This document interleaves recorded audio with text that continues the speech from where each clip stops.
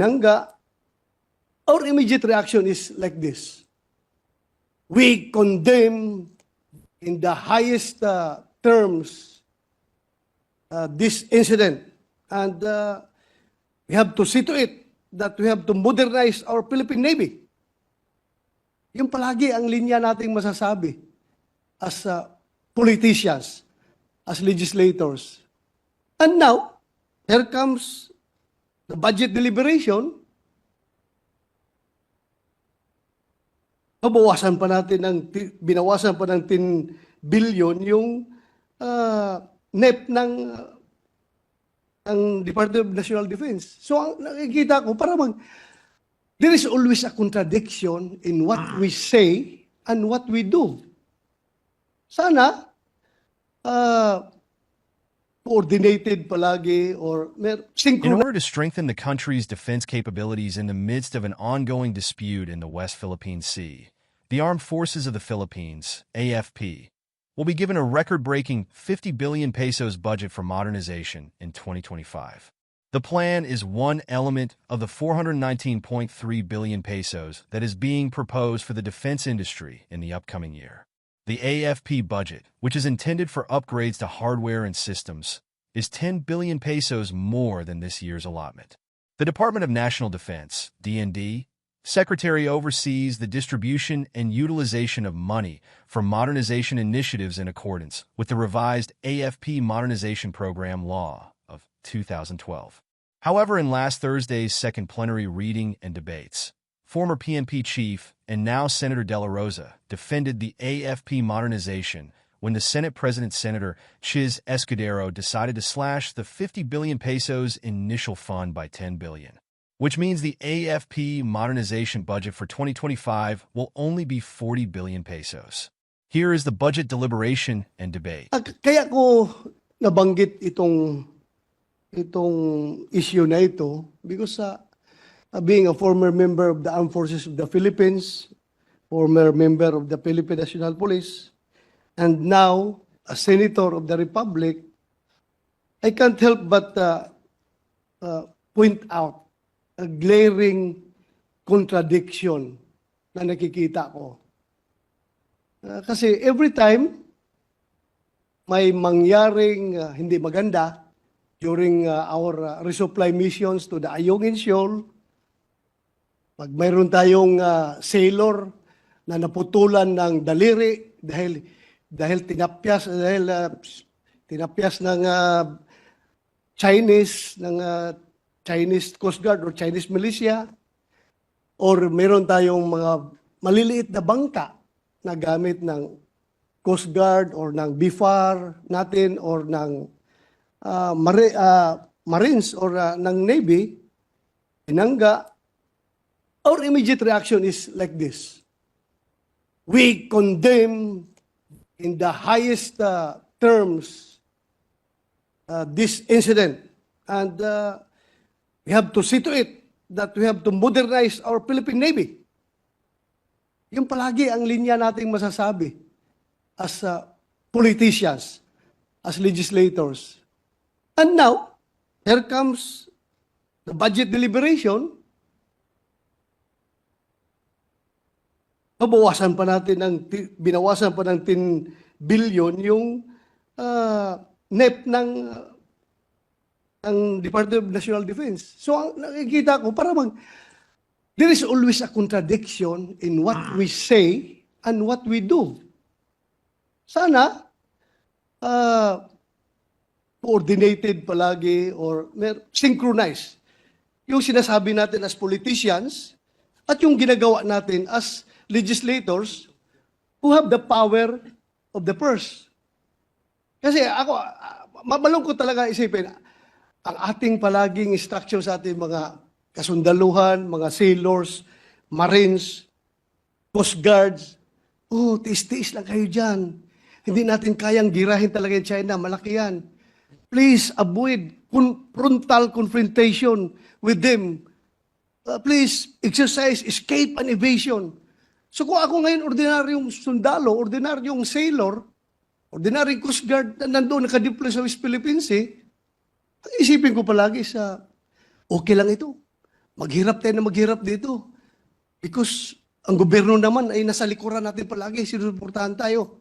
Pero kung malaman nila ito na ultimo yung kanilang ah, may batas na nga na nagsasabi para dito sa AP Modernization Program, hindi pa natin ma-implement.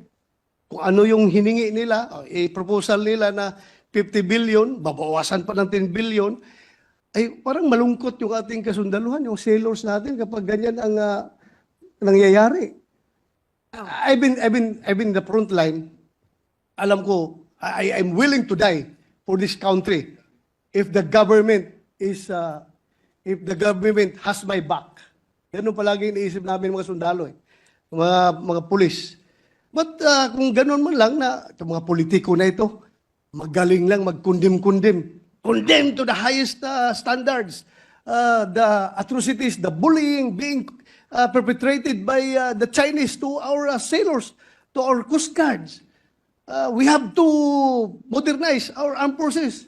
Tapos, pagdating sa budget deliberation, ibis dagdagan, bawasan pa natin. So, nakakalungkot po isipin pag ganun. I hope don't get me wrong. I am just voicing out because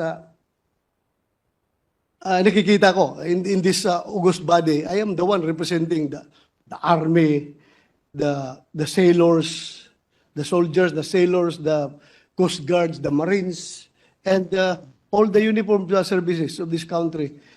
So sana po yung my previous appeal to the good chairman, the good sponsor, na kung baka pwedeng mabalik natin yung konti, yung binawas ng 10 billion. Kahit na kung hindi natin kaya ibalik yung 10 billion sa kanilang original proposal sa NEP, baka pwedeng kahit papaano mabalik natin yung ibang halaga doon. Just to make our soldiers, our sailors feel good, Mr. President, that their government is after their welfare. Because itong AP modernization na ito, major pa ako, andyan na yan, hanggang ngayon, dami nang nagdaan ng mga presidente, sad to say, talagang kulang pa rin tayo sa modernization. And we are not blaming our government because talagang wala man talaga tayong pera. Hindi natin sila biniblame ang gobyerno natin. Hirap tayo sa pera.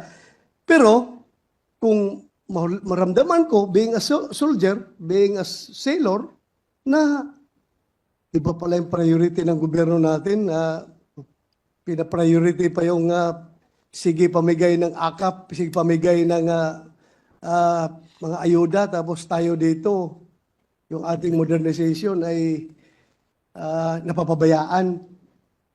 So I am talking about the moral of our people in the field. Mr. President, good sponsor. So yun lang gusto ko iparating. Sana kung with your initiative, makakuha tayo ng pangdagdag, ibalik ng konti, kahit na hindi kaya yung 10 billion. A part of it lang, sana maibalik. Para naman masaya yung ating kasundaluhan. Point taken, Mr. President. Actually, kahit naman sa mga Coast Guard, halimbawa, si Senator JV kasi nagdi-defend ng budget ng Coast Guard under the DOTR, dinagdagan naman for fuel, maintenance, expenses. Pero syempre, nandun na ako na sa 6-point-something% lang of the budget ang sa AFP. Tignan po natin and I'll be willing naman to consider your proposals for the committee report. Thank you. Before we suspend, for the record, Chair would like to say that the Chair agrees with the points raised by Senator Bato with a caveat. Hindi natin pwedeng tingnan at bigyan ng pondo ang modernisasyon ng pikit mata dahil yung track record mismo ng DND at AFP sa mga nagdaang panahon ay hindi naman pwedeng panghawakan palagi. To cite as an example, the AFP bought missiles from India worth about 8 billion if I'm not mistaken. Up to today, after 3 years, nasa bodega pa rin siya. Kasi hindi kasama sa hiningi ng AFP at pinondohan yung paglalagyan ng mga missiles sa isang base sa bandang Zambales. I hope when we give money to the AFP, we don't simply close our eyes to what they're asking for. I entrust it to our distinguished Vice Chairperson, Senator Bato, na yung bibili nila dun sa pondong hinihingi nila, mamamaximize talaga at tama yung pag-order nila. As of this date, for example, for the information of Senator Bato, we ordered several armaments under our modernization program from a certain country. I will not name at this point. Nearly half have not yet been delivered for one reason or another. And yet the monies are there. Hindi ngayon natin magastos sa iba sanang pwedeng mabili na madedeliver na. So sana mabigay yung report na rin na yon. Kung gusto na lang executive session na mabigay, yun talagang bibili nila. Baka naman mamaya yung iba, hindi naman kailangan fully paid agad, pwedeng hulugan dahil hindi naman agad mabibigay. So mas marami tayong mabibili gamit yung pareho na 40 man o 50 billion na halaga. At sana yung kailangan talaga ng ating mga sundalo. I'll give you an example again, Madam Chairman, Your Honor. Yung pagputol ng daliri, hindi naman yun mapipigilan ng missile na binili natin eh. Ngayon, maraming bansa tinitingnan na ang drone. In fact, marami nang gumagamit ng drone. Pinag-aralan na ba ng AFP natin? Yung paggamit na lang ng drone o unmanned drone kumpara, siyempre lahat ng Air Force natin nangangarap mag-drive ng F-16. Bakit ba hindi? Hindi ba? O yung B-2 bomber. Pero papunta na ba tayo doon sa modernisasyon na drone na tayo? At hindi na doon. Marahil, baka mas marami pa tayong mabili, marahil mas mura. Sana maganda mapakinggan mula sa AFP din yung kanilang plano at balakin. Dahil kada pagpasok ng bagong administrasyon at may bagong chief of staff, correct me if I'm wrong, Senator Bato, nagbabago yung components ng modernisasyon eh. Binabago nila, hindi naman nananatiling ganun eh. So kada administrasyon pumapasok yung panibago na namang plano at nagbabago din yung teknolohiya. Kaya hindi pwedeng iplano yung modernisasyon ng isang upuan lang ng isang administrasyon dahil makalipas ang 5-6 na taon, baka may lumabas na bagong teknolohiya, yan ang mas bagay sa atin. Hindi yung nabili natin ang baka outdated na noong mga panahon na nakuha na natin. I hope the committee will consider that when it decides on adding and how it will be spent, the additional and the original budget of 40 billion. Just for the record, Madam Chairman, Your Honor. Yeah, thank you, Mr. President. I just would like to clarify my statement that I'm not basing my statement on a technological point of view. Yes, kailangan natin yung technology, pero malayo pa tayo dyan. May sentiment comes from the moral point of view. Yung moral natin mga sundalo, na sabi mo nga, naputulan ng daliri, hindi mo talaga mapigilan yan. Baka mapigilan kung may technology tayo. Pero from the moral point of view, ako, sundalo ako, maputulan ako ng daliri dyan sa, pag ako hinataw ayan, yung bladed weapon ng Chinese, kahit maputulan ako ng daliri, or maputulan ako ng liig, basta from the moral point of view, high moral ako, I'm willing to die. Yan po ang attitude natin mga sundalo. Basta nalaman ko lang na talagang seryoso yung ating gobyerno sa AP modernization. Dahil imbis na panatilihin yung request natin, dinagdagan pa. Parang ganoon ba? From the moral point of view. Pero ngayon, pag malaman nila na yun ang ni-request, tapos binawasan pa ng lower house ng 10 billion, iba rin ang magiging reaction as far as moral is concerned. Yun lang ang sa akin. At saka, yung nagbabago yung mga specs ng mga in-order natin, Mr. President, ay nangyari po yun dahil pag hindi naibigay yung pundo ngayon sa ni-request nila, hindi naibigay ang pundo, pagdating ng next year or next following year, may bago na namang technology na nag-emerge. So, naturalmente na talagang gusto nila na yung magbago na naman yung specs na hihingin nila para makuha nila yung pinaka-latest na technology. Yun lang po ang pinaparating sa akin. At yung natatanggap na, Mr. President, remember that we should, by this time, sa timeline ng ating AP Modernization Program, nasa Horizon 3 na tayo ngayon. But still, ang ginagawa ng ating AFP, nandun pa karamihan ng mga projects na implement ngayon, doon pa rin sa Horizon 1, Horizon 2, kukunti pa lang nagsimula sa Horizon 3. Yeah, you know why? Because nga palagi, kulang talaga ang budget. Kaya kung kahit bigyan natin sila ngayon ng nakalagay sa NIP nila 50 billion, kahit bigyan mo sila ngayon ng 10 billion, i-times 2 mo yan, bigyan mo ng 10 billion sila, hindi pa rin lang mapuli implement yung Horizon 3 dahil ang binabayaran nila ngayon na utang, yung ini-implement pa nila sa Horizon 1 sa Horizon 2. So as we have said, sabi nga, 2.138 trillion ang kulang ng pondo ng revised AP modernization program. So I hope seryosohin natin ito, although kahit na anong modernize natin sa ating armed forces, kahit anong gawin natin dyan, wala talaga tayong panglaban sa China dahil napakalaki nila at napakalakas nila.